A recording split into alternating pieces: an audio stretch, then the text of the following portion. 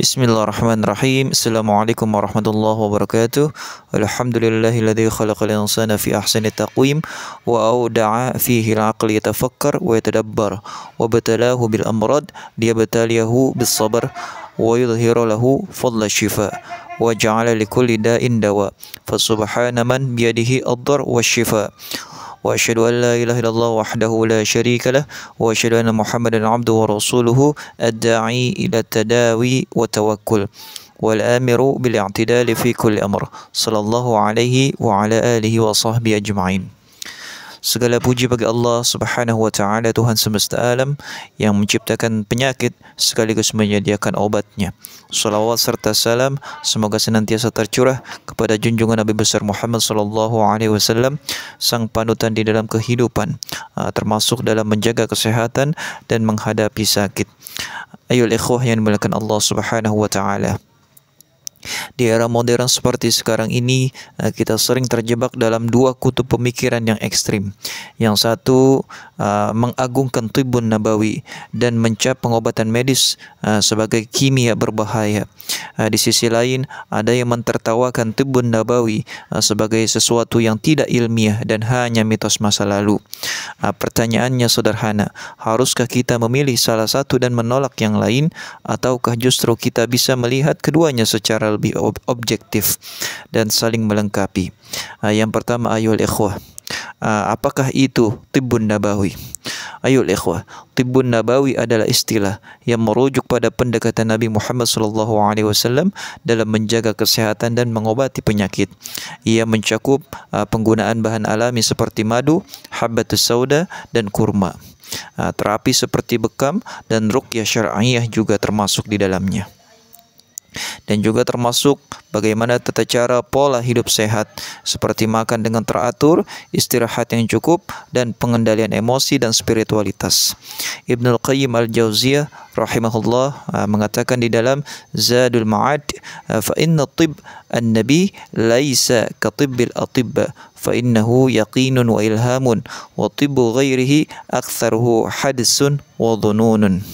Pengobatan Nabi tidak seperti pengobatan para dokter. Ia berdasarkan wahyu dan keyakinan, sedangkan yang lain banyak berdasarkan dugaan dan eksperimen. Namun Ibnu Qayyim juga tidak menolak metode lain jika terbukti secara empiris.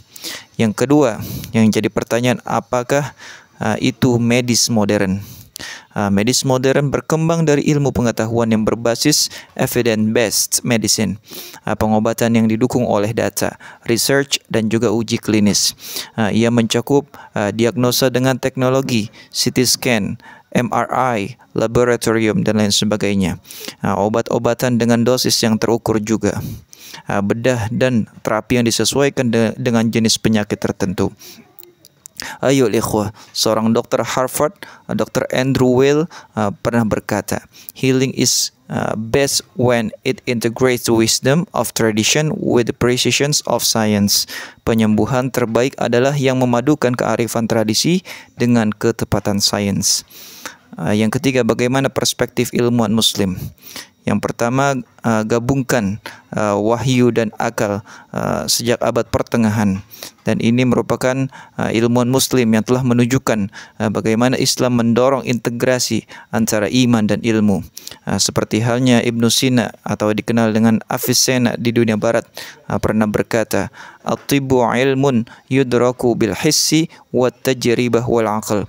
Kedokteran adalah ilmu yang diperoleh melalui pengamatan, pengalaman, dan akal. Begitupun Ar-Razi atau di barat dikenal dengan Razes, tokoh medis Persia, menyusun sebuah metode ilmiah diagnosis dan pengobatan.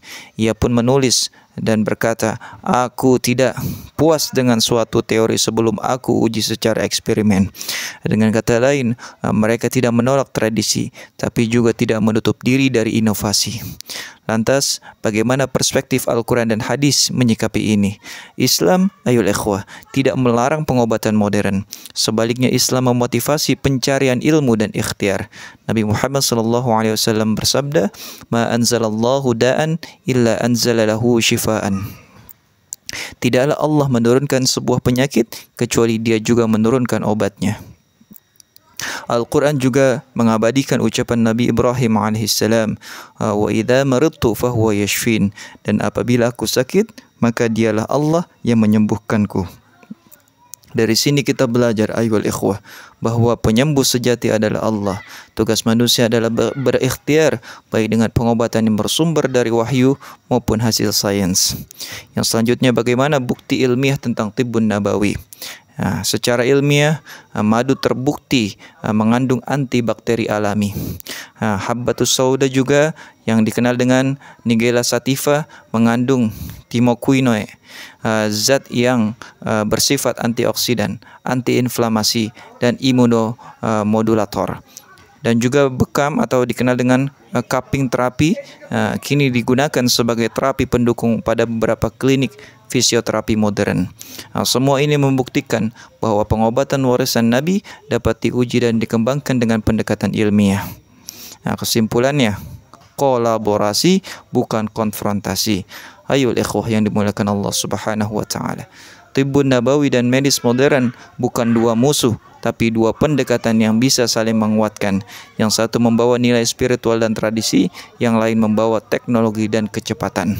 Keduanya bermanfaat bila digunakan secara bijak dan proporsional. Dan marilah kita tinggalkan sikap fanatisme buta dan buka ruang untuk dialog ilmu. Marilah kita wujudkan model pengobatan yang holistik, yaitu mengobati tubuh dengan sains, menguatkan jiwa dengan iman, dan menyerahkan hasilnya pada Allah Subhanahu wa taala, zat yang maha menyembuhkan. Hadanallahu wa iyyakum ajma'in. Wassalamualaikum warahmatullahi wabarakatuh.